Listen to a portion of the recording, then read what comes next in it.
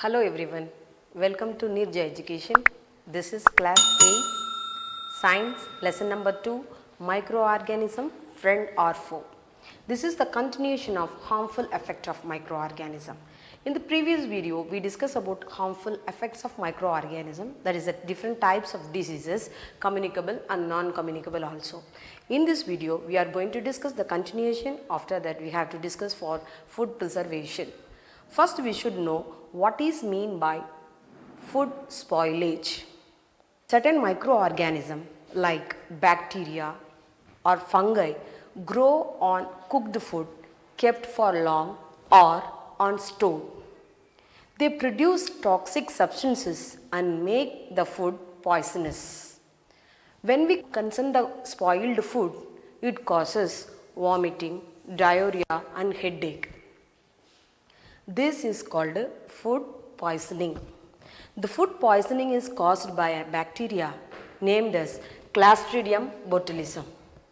We know that Clostridium is a bacilli group, it's a rod-shaped bacteria. So this bacteria is a main agent for spoil the food. Even it can spoil tinned and canned food also. So the Clostridium botulinum. So the food spoilage is also called botulism. Botulism means food spoilage. So this is food spoilage. Next we are going to discuss about food preservation. Why we want to preserve the food? As I told that spoilage of food, it has happened by the help of certain bacteria and fungi. So most of the microorganisms like bacteria and fungi spoil the food, fruits, vegetables. They can grow over them when left unused for some days. For example, you all know that bread slice left 2 to 3 days under moist condition. After 2 to 3 days, it gets covered with a white cottony fluffy matter. It's called fungus. So the name of the fungus is bread mold, Rhizobus and mucor.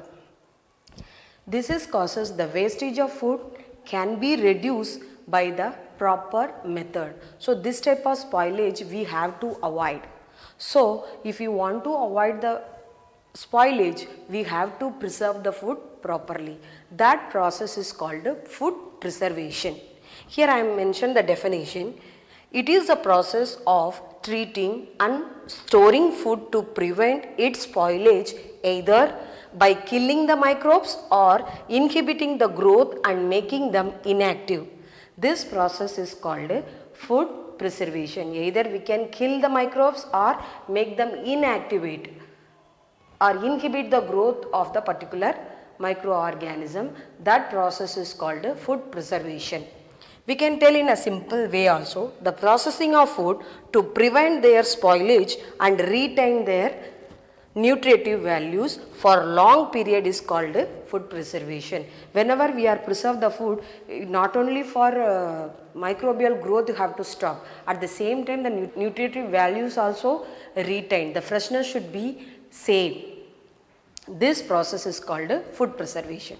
Next we are going to discuss about methods of food preservation. There are the 9 methods are there to preserve the food. These 9 methods are used for different kinds of food material. First one is deep freezing. Second, using salt and sugar. Third method is using oil and vinegar. This method we also can say that pickling method. Then fourth one is using of chemicals. By using of chemicals they can preserve the food. Then eradication, canning, airtight package, pasteurization and vacuum drying. These are the 9 different methods of food preservation. They are used to preserve the food. We have to discuss each and everything in detail. The first method is called deep freezing.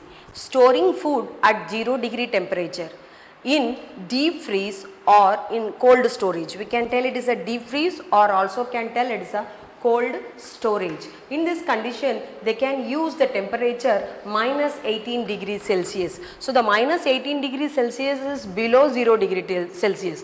Why they are selecting this temperature means in this situation, bacteria growth will be prevent, at the same time inactive enzymes, they can't produce the enzyme to spoil the food. That is the reason they are selecting this 0 degrees Celsius or below minus 18 degrees Celsius. In this method, bacterial growth will be, at the same time inactivate the enzymes also. This method retain the freshness and flavor of the food. It will not change the flavor as well as freshness. So that is the main important of this process. What are the food materials we are using this means, particularly so deep freezing, they are using fruits, vegetable, fish and meat. What is the benefit of this method means, it retains the flavor and freshness of the food. That is the main aim of this method. Next one is using salt and sugar. Preservation of food by adding salt is called salting. Once again I repeat, preservation of food by adding salt is called salting. The meat, fish are covered with salt to drain out the water by osmosis. Raw mangoes, lemon, amla, tamarind and other fruits and vegetables preserved by salting method. Adding of salt to the particular food item, that is called the salting method. Here many fruits and vegetables, even fish, meat also used to preserve. What is the main role of this method? It inhibits growth of bacteria. It will not allow the bacteria to grow. Next one is sugar. Using of salt over, the next one is sugar. Sugar syrup contain 68%. How much percentage? 68% of sugar is used to preserve fruits and vegetables. Such a high concentration of sugar reduce the moisture content and prevent the growth of microbes. Why they are using 68% means it reduce the moisture content, at the same time it inhibit the growth of microbes. Most probably carrots, ripe mangoes, plums, apples are preserved by this sugar method and it makes to form jams, jellies and squash. Next method is called oil, using of oil and vinegar. This is also called the pickling, making of pickles. Oil and vinegar used to make up pickles because bacteria cannot survive in high acidic content or too much salt content also. So vegetables, fruits like mangoes, lemon, chilies etc. may be preserved by, it is may be preserved as a form of pickles. So salt and sugar, these two are, the salt and sugar give the flavor and enhance the taste of the pickle also.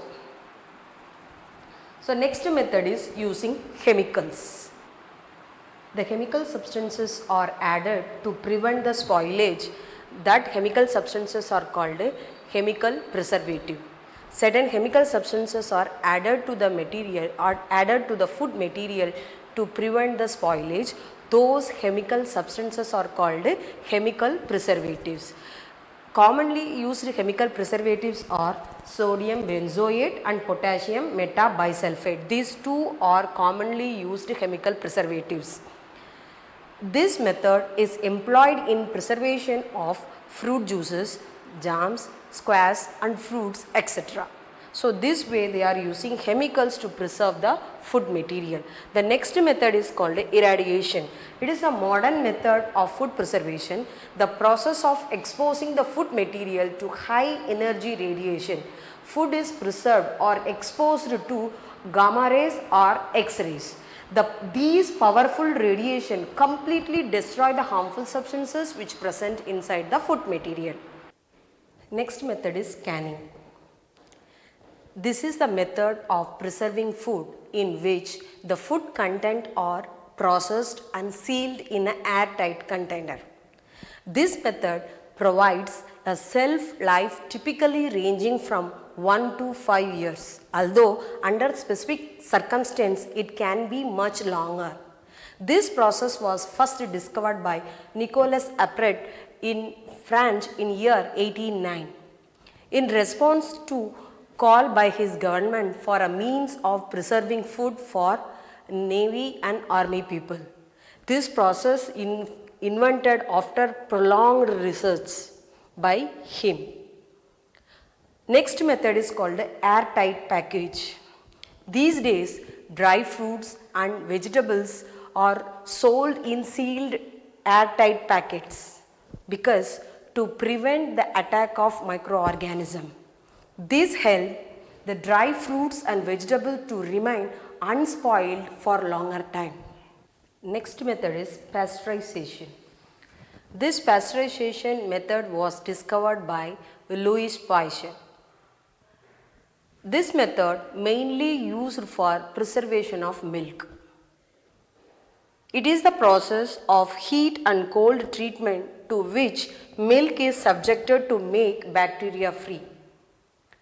What is the main aim of this process means the bacterial growth will be completely removed. Here the milk is heated to about 70 degrees Celsius. They will heat the milk at 70 degrees Celsius for 15 to 20 minutes. 15 to 20 minutes they will heat and then suddenly cooled to 30 degrees Celsius. It kills most of the bacteria present inside the milk. This process is called pasteurization. This pasteurized milk can be consumed without boiling also. The next technique is called vacuum drying. Milk can be preserved by this process.